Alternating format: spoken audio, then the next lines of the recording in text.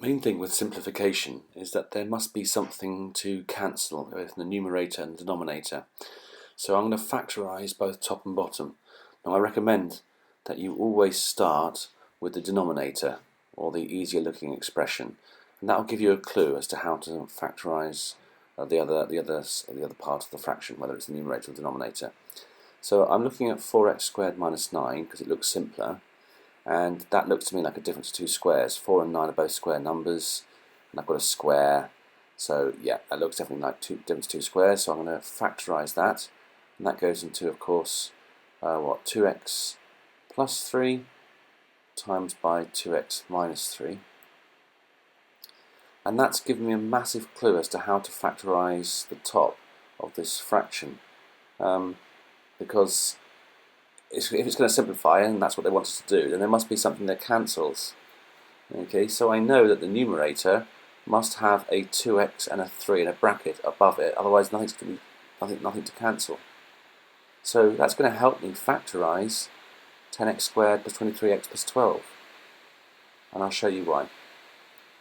Okay, so yeah, just writing down, pointing out the obvious, that there must be a similar factor in the numerator, otherwise there's nothing to cancel. So if I write the denominator, what I've just discovered so far, now I know that there must be something to cancel, but I don't know whether it's a plus or a minus, so I'm going to leave it empty. But that means I can write out the other bracket, because 2x times by what makes 10x squared?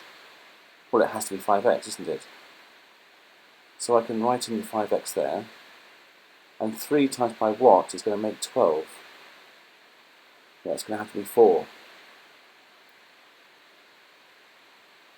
So now I've got those numbers, all I have to worry about is the signs. Now how do I make 23? Yes, it is, it's 8 plus 15, that works. So it's just, in this case, it's a nice easy one, it's just pluses. And now you can see that I've got two factors that are the same, so I can just cancel those, they cancel each other out, and that's my answer.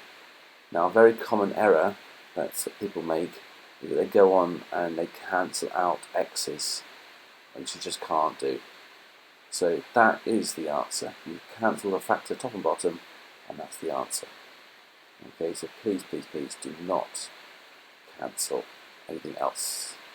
Okay, that is it. Alright. So that is the same expression as the question. Finished.